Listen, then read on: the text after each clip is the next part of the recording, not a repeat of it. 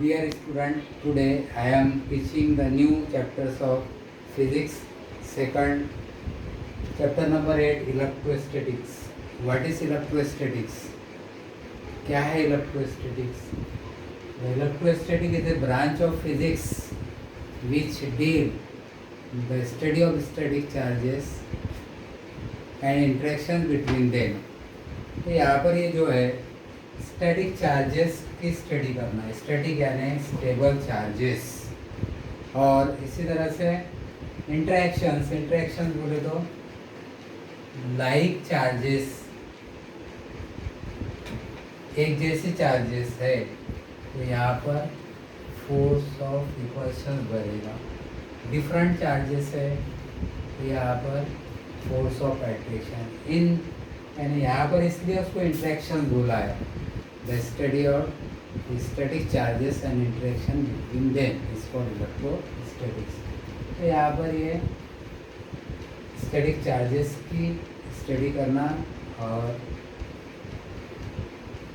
Like charges और unlike charges interactions study करना. इस तरह से उसको उसने इलेक्ट्रोस्टैटिक्स. लास्ट ईयर हमने यही चैप्टर पढ़ा था, यही नाम था, लेकिन उसके बेसिक अगर हमको नहीं पता है. लास्ट ईयर हम पढ़ चुके थे. कूलॉम्स लॉ पढ़ा था हमने, इलेक्ट्रिक लाइन ऑफ फोर्स पढ़ा था, इलेक्ट्रिक फ्लक्स पढ़ा था, गॉस लॉ पढ़ा था. जब तक हमारी को बेसिक नहीं मालूम रहेंगे इस लेसन के लिए हमारा जो बेस है वो कमज़ोर होगा या अंडरस्टैंड नहीं होगा. इसलिए पहले हम 4 पॉइंट को हम पहले देखते, इसके बाद में हम हमारा लेसन शुरू करेंगे यहाँ पर. तो इस तरह से कूलॉम्स लॉ जो है हमने लास्ट ईयर पढ़ा था. Repulsions, electric charge like charges रहेंगे तो रिपल्शंस होगा, और डिफरेंट चार्जेस रहेंगे, अनलाइक चार्जेस रहेंगे तो फोर्स ऑफ अट्रैक्शंस होगा. ये फोर्स ऑफ अट्रैक्शन, रिपल्शन और attractions in which the force is directly proportional to product of their charges and inversely proportional to distance of the sphere. यहाँ पर दो charges है Q1 और दूसरा चार्ज है Q2. इसके बीच का जो डिस्टेंस है वो R. इस तरह से लाइक चार्जेस रहेंगे तो रिपल्शंस होगा, डिफरेंट चार्जेस रहेंगे तो फोर्स ऑफ अट्रैक्शन होगा. दोनों में भी फोर्स प्रोड्यूस होता है. तो ये फोर्स डिपेंड है इन चार्जेस पर. जितने चार्जेस होंगे उतना फोर्स रहेगा, यानी डायरेक्टली प्रोपोर्शनल होंगे. और अगर यहाँ पर फोर्स और डिस्टेंस का स्केयर इनवर्सली प्रोपोर्शनल है. अगर डिस्टेंस ज़्यादा रहा तो फोर्स कम रहेगा, फोर्स ज़्यादा रहे तो डिस्टेंस कम होगा. इस तरह से हमने ये पढ़ा था. यहाँ पर इलेक्ट्रिक लाइन ऑफ फोर्स भी पढ़ा था हमने. इलेक्ट्रिक लाइन ऑफ फोर्स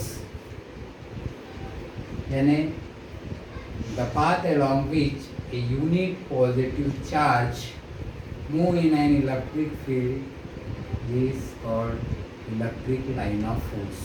इसको हम इलेक्ट्रिक लाइन ऑफ फोर्स बोलते हैं. जहाँ देखा है आपने क्या पॉजिटिव चार्ज है यहाँ पर तो इसके सराउंडिंग में इलेक्ट्रिक फील्ड रहेगी. तो इसी तरह से अगर दूसरा चार्ज हम यहाँ रखते तो इनके बीच में अनलाइक चार्जेस है तो ये अट्रैक्ट होगा, इधर इस पाथ से जाएगा.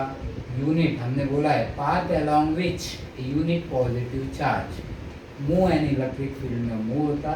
जिस पाथ से मूव होता है वो जिस रास्ते से, उस रास्ते को हम इलेक्ट्रिक लाइन ऑफ फोर्स बोलते हैं.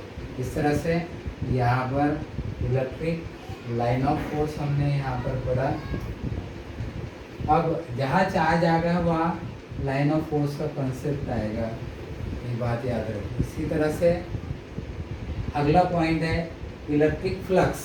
Electric flux the total number of electric line of force normally passing through the given area is called electric flux.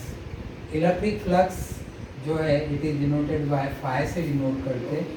और यहाँ पर इसका हमने बोला है यहाँ पर जैसा कि यहाँ पर एक एरिया है, और एरिया पर यहाँ पर हमने बोला यहाँ पर कि total number of electric line of force passing, total number of electric line of pass, ये एरिया दिया है, एरिया से नॉर्मली पास हो रही है यहाँ पर। तो यहाँ पर इलेक्ट्रिक फ्लक्स को फाई से इग्नोर करते हैं। यहाँ जो इलेक्ट्रिक फील्ड है ई, और एरिया यहाँ पर जो सरफेस है उसका ds। तो यह है स्केलर क्वांटिटी। डॉट प्रोडक्ट हमने लिखा है इसके बीच में, इसको हम डॉट प्रोडक्ट को सॉल्व करेंगे तो ई डी एस कॉस थीटा यहाँ पर एंगल लगता है। इस तरह से यहाँ पर हमने लिखा electric flux, total number of electric line of force passing normally through the given area, और उसका फार्मूला हमने देखा है फाई से नोट करके, इस तरह से उसका फार्मूला। लेकिन ये जो थीटा है यहाँ पर, ये एंगल है गिवन एरिया और नॉर्मली, इसलिए दोनों पैरेलल रहते, इसलिए यहाँ पर थीटा जो है हम 0 लेते हैं। cos 0 और cos 0 की कीमत theta is equal to cos 0, cos 0 की कीमत होती है 1। इसी तरह से अगला पॉइंट है गॉस लॉ। गॉस लॉ बोले तो किसी बॉडी के अंदर जितने चार्ज रहेंगे उतना वहाँ पर मैग्नेटिक फ्लक्स रहेगा। जैसा हम इसको डेफिनेशंस में इस तरह से देखेंगे, the flux of net means total electric field through a close surface is equal to net charge enclose by the surface divided by epsilon naught या एप्सिलॉन 0। जैसा मैंने डेफिनेशन पढ़ा है यहाँ पर, the flux of net electric field through a close surface, phi से denote करते electric flux को। यहाँ पर total charge divided by epsilon naught बोला हो या एप्सिलॉन 0 पढ़ा जाता है इसको। इस तरह से ये गॉस लॉ हमने 11th क्लास में देखा था, इसको 11th क्लास के अंदर हमने पढ़ा था इसको। ये तो देखा था हमने 11 के कंसेप्ट। अब हम 12 का टॉपिक शुरू कर रहे हैं।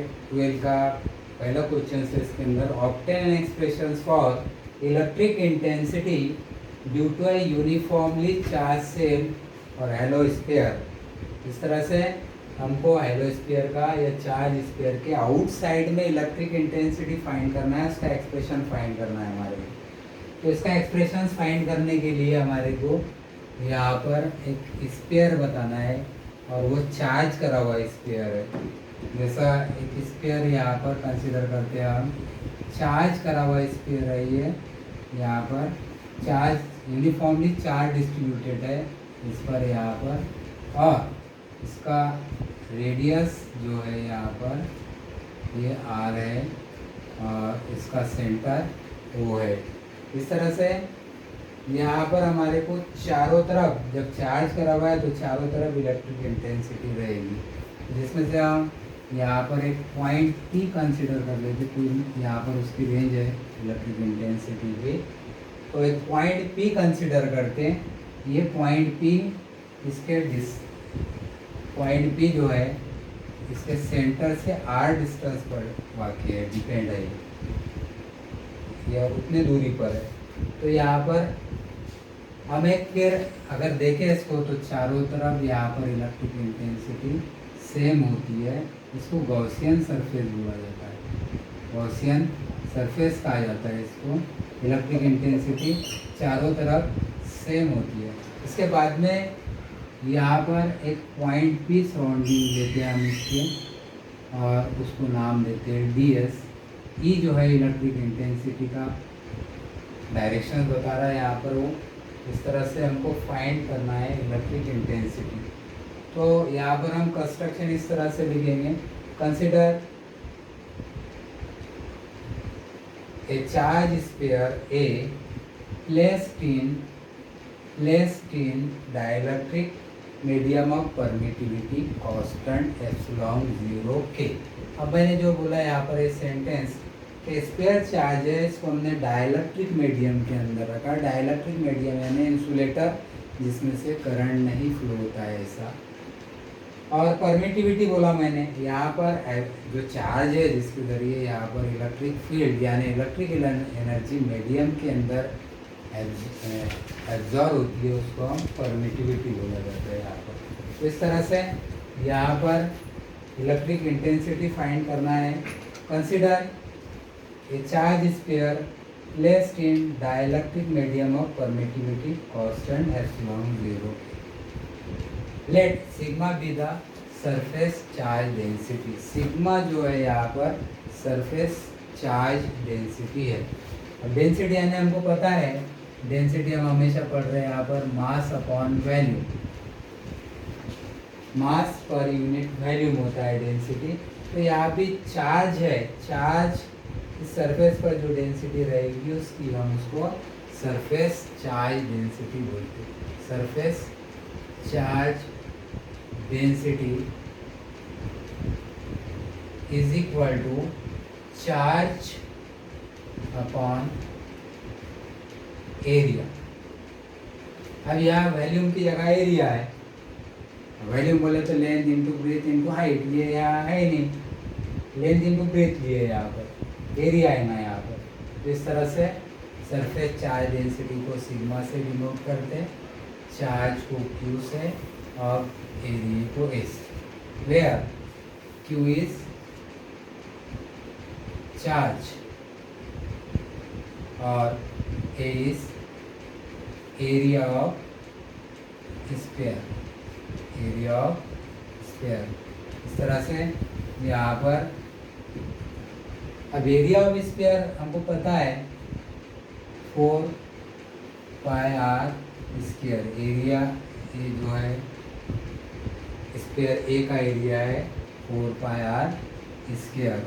यहाँ पर एक ही जगह पर ये वैल्यू रख देते हम, तो ये हो जाता sigma is equal to Q upon 4 pi R square. 4 pi R square को हम इधर ट्रांसफर करें तो ये हो जाता Q is equal to sigma 4 pi R square. ये हो गया टोटल चार्ज। टोटल चार्ज यहाँ पर हमने Q is equal to sigma, total charge on the sphere A is given by Q is equal to sigma 4 pi r square। इस तरह से यहाँ पर हमने टोटल चार्ज को फाइंड किया है। According to Gauss theorem, according to Gauss theorem, Gauss theorem हमें बताया, अभी थ्योरम गॉस थ्योरम की डेफिनेशन मैंने बताया। Magnetic flux phi total charge include by the surface divided by epsilon naught. इस तरह से यहाँ पर तो गॉस थ्योरम को हम फॉलो करेंगे, इसको हम इक्वेशन 1 दे देंगे। We want to find the electric field intensity due to the uniform charge shell और हेलो स्फीयर। हमारे को इलेक्ट्रिक इंटेंसिटी फाइंड करना है, तो हमने एक पॉइंट P कंसिडर किया जो कि इस स्फीयर ए के सेंटर O से R डिस्टेंस पर वाक़ई है ये, और उसके सराउंडिंग में पॉइंट P कंसिडर किया हमने यहाँ पर। और E जो है यहाँ पर इलेक्ट्रिक इंटेंसिटी की डायरेक्शंस को बताता है। तो अब हम इसका कंस्ट्रक्शन इस तरह से लिखेंगे। Consider a point P at a distance r from the center of circle sphere O. Consider a small area surrounded at point P. Let capital E be the directions of electric intensity, directions of electric intensity, and theta be the angle between normal surface and electric intensity is 0। यहाँ पर electric intensity 0 होती है, दोनों का product electric intensity और यहाँ पर normal area के बीच में। इस तरह से यहाँ पर हमारे को इलेक्ट्रिक इंटेंसिटी फाइंड करना है। इलेक्ट्रिक फ्लक्स तो दी एरिया ds के लिए निकालेंगे हम सबसे पहले। एरिया ds के लिए डी फाई से डिनोट करेंगे। छोटा सा एरिया है, small area surrounded point P के पास में है, तो यहाँ पर E vector E dot vector S D S del phi is equal to E D S cos theta. Theta is 0 means del phi is equal to E ds cos 0 और cos 0 की value 1 होती है। cos 0 की value 1 E ds into 1 del phi is equal to E ds. We want to find the electric intensity to the all Gaussian surface means sphere B. Total electric flux through the Gaussian surface means Gaussian surface sphere B. Sphere B. इसके लिए हमारे को total intensity निकालना है इस spare की, spare B की। तो दोनों साइड में इंटीग्रेशंस लेना पड़ेगा हमारे को। दोनों साइड में इंटीग्रेशंस लेंगे हम, टेकिंग बोथ साइड इंटीग्रेशंस। दोनों साइड में हमको इंटीग्रेशंस लेना होगा। Integration del phi is equal to integration E D S. अब इंटीग्रेशन मैथमेटिक्स का पार्ट है ये। इंटीग्रेशन अगर डी एक्स का इंटीग्रेशन हम ले रहे तो ये एक्स होता है। इसी तरह से डेल फाई का इंटीग्रेशन फाई होगा, डी निकल जाता है यहाँ से, तो ये होगा phi is equal to E constant है। कांस्टेंट टर्म जो है ये आउटसाइड होती है इंटीग्रेशंस के, और ये डी एस। इस तरह से यहाँ पर the constant terms take outside the integration, then phi is equal to E integration ds.